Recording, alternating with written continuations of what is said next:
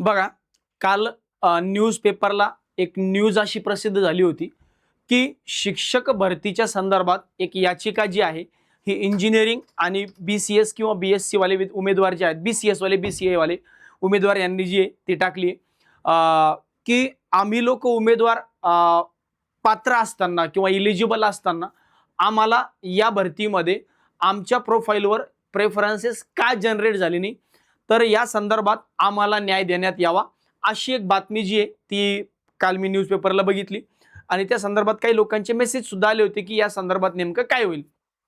बघा, जरी काल बातमी आली, मी व्हिडिओ आज टाकतोय, त्याच्या मागचं रिझन असे की हे जे युट्यूब चॅनल आपण बनवलंय, या युट्यूब चॅनलवर मला तुम्ही असा एक व्हिडिओ दाखवा की जे मला वाटलं मी ते बोललो. मी प्रत्येक गोष्ट अभ्यास करून, विचारपूस करून, माहिती घेऊन आणि विथ प्रूफ बोलतो. म्हणून माझ्या पद्धतीने नेहमीप्रमाणे थोडासा वेळ घेतला, इत्यंभूत माहिती घेतली आणि मग काय म्हणतोय. आता बघा, मी मुद्दामून थंबनेलला विषय पण असा नाही निवडला की पडणार का, क्वेश्चन मार्क नाही दिला. मी म्हणतोय, ठामपणे म्हणतोय, शिक्षक भरती लांबणीवर पडणार नाही म्हणजे नाही. मग नेमकं मी असं का म्हणतोय, त्याच्या मागचं रिझन काय, तर बघा, त्यामागचं एक तथ्य असं आहे की मी जिथं जाणून घेण्याचा प्रयत्न केला, जे माझे सोर्सेस आहेत ते वापरून जिथं मी समजून घेण्याचा प्रयत्न केला की हे नेमका घोळ काय, तर ते मी तुम्हाला सांगतो. त्यापूर्वी एकदा बातमी काय होती ते एकदा समजून घेऊया. बघा, पवित्र पोर्टल मार्फत आता 16 ऑगस्टला आपण सगळे प्राधान्यक्रम लॉक केले आणि आता वाट पाहतोय आपण लिस्ट लागण्याची. आता त्या संदर्भात जी शिक्षक भरती आहे तिथं अभियांत्रिकी, बी-सी-एस किंवा आपण ज्याला आपण म्हणूया की अभियांत्रिकी समतुल्य पदवी, या उमेदवारांनी नेमकं यांचं म्हणणं काय किंवा काही याचिका जाहीर केली किंवा टाकली, तर यांचं म्हणणं आहे की या भरती प्रक्रियेमध्ये आम्हाला समाविष्ट करून घ्या. आता आम्हाला समाविष्ट करून घ्या, त्यामागचं काहीतरी लॉजिकल रिझन असेल तेव्हाच यांनी याचिका टाकली. कारण कुणी पण याचिका मुद्दा म्हणून तर टाकणार नाही. त्यांनाही वाटतं कुठेतरी की आम्हाला पण समाविष्ट करून घेतलं पाहिजे, आमच्यासोबत पण न्याय मिळाला पाहिजे.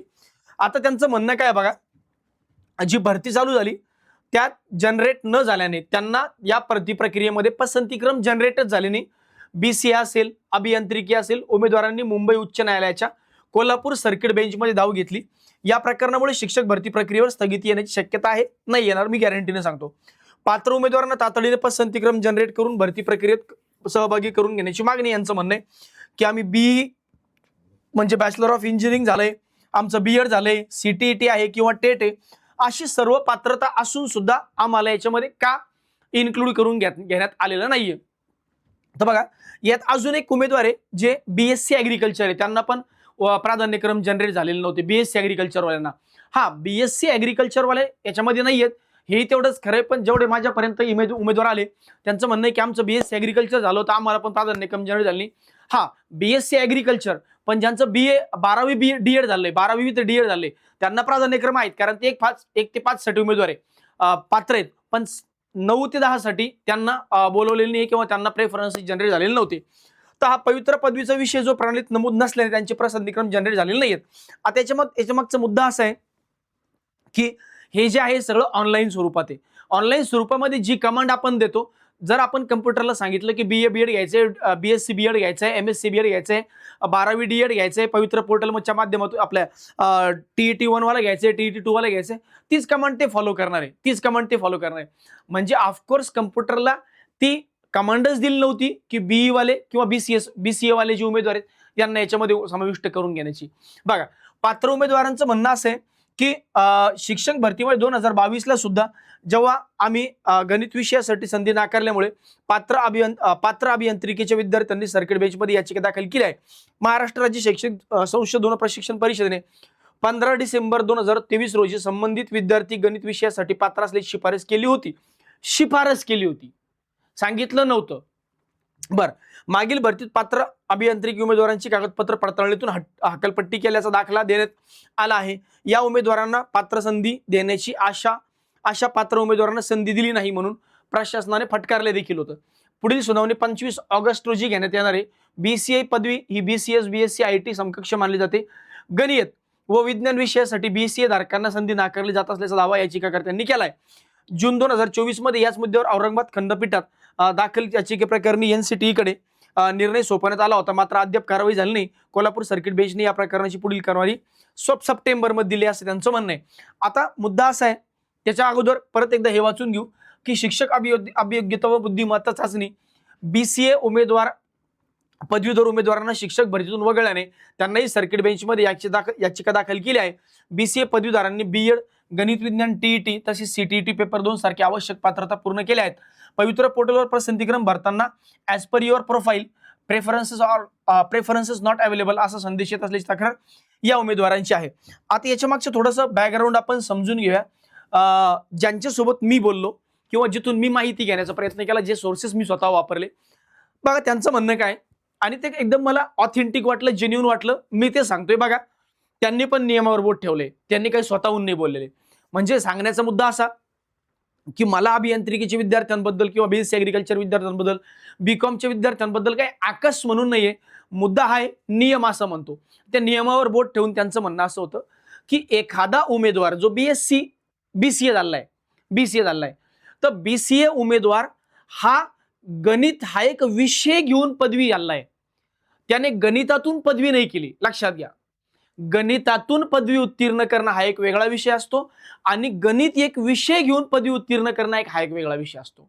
जसं 12वीला BA ला मराठी भाषा घेऊन, मराठी भाषा प्रत्येकाला होती, फर्स्ट लँग्वेज किंवा सेकंड लँग्वेज ही प्रत्येकाला होती, आपल्या बांबू युनिव्हर्सिटीमध्ये आमच्या होती. पण भाषा विषय घेऊन BA करणं हा एक वेगळा विषय. म्हणजे BSc धारकांना सुद्धा मराठी विषय होता. मग त्यांनी असं म्हणावं का की आम्हाला पण मराठी शिकवण्याला प्राधान्यक्रम द्या किंवा आम्हाला पण मराठीसाठी कन्सिडर करा, असं म्हणता येणार नाही. पण एक उमेदवार जो 3ही वर्ष मराठी हा भाषा नाही म्हणजे विषय नाही भाषा म्हणून शिकतो, वाङ्मय म्हणून, लिटरेचर म्हणून शिकतो, एकदम साध्या भाषेत सांगायचं तर तो उमेदवार खरं तिथं पात्र आहे. म्हणजे गणित विषय घेऊन मी 3 वर्षाची BSc केली आहे, तेव्हा मी नियमाने 9वी 10वी साठी इलिजिबल होतो. पण जर मी गणित हा एक विषय घेऊन फक्त एका वर्षी किंवा 2 वर्षी, तसं इंजिनिअरिंग मध्ये काय होतं की M1 M2 M3 M4 असतं. पण इंजिनिअरिंग ही पदवी स्पेसिफिक IT वाले, इलेक्ट्रिकल वाले ही त्यांची ब्रँच आहे. त्यांना गणित हा वन ऑफ द सब्जेक्ट होता. गणितातून त्यांची पदवी नाहीये ना. म्हणून नियमाने हे लोक तो कार्यभार पूर्ण करू शकत नाही किंवा तिथं ते पूर्ण करू शकत नाही. तसं एक चांगला अजून एक्झाम्पल मला त्यांनी सांगितलं की बघा म्हणे एक BCom वाला उमेदवार आहे. मग BCom वाल्या उमेदवाराचं म्हणणं काय आहे की मला अर्थशास्त्र हा एक विषय होता. मग मी अर्थशास्त्र विषय घेऊन मला BComला मला अर्थशास्त्र विषय होता. मग मला अर्थशास्त्रासाठी 8 9 10 कन्सिडर करण्यात यावं. पण मुद्दा असा आहे की अर्थशास्त्र हा जो विषय आहे याचा कार्यभार जो आहे 9 10 बसत नाही ना. कारण आम्हाला फक्त अर्थशास्त्र विषय शिकवणारा लोक नको, आम्हाला पूर्ण SST शिकवणारा, सोशल स्टडीज शिकवणारा उमेदवार पाहिजे, सोशल सायन्स शिकवणारा उमेदवार पाहिजे. मग त्यात इतिहास आलं, भूगोल आलं, अर्थशास्त्र आलं, नागरिकशास्त्र आलं, तर त्याचा कार्यभारच तिथं बसत नाही. म्हणजे तो उमेदवार ती शैक्षणिक पात्रताच पूर्ण करू शकत नाही. म्हणून तुमच्या प्रोफाईलवर हे असं आलंय as per your profile preferences are not available. कारण त्या शिक्षकाचा कार्यभार तिथं पूर्ण बसत नाही. मग मी फक्त अर्थशास्त्र विषयासाठी एखाद्या संस्थेवर स्पेसिफिक टीचर हा बसवू शकत नाही, जर मी संस्थाचालक असेल किंवा जे पण असेल, जे आस्थापना असेल.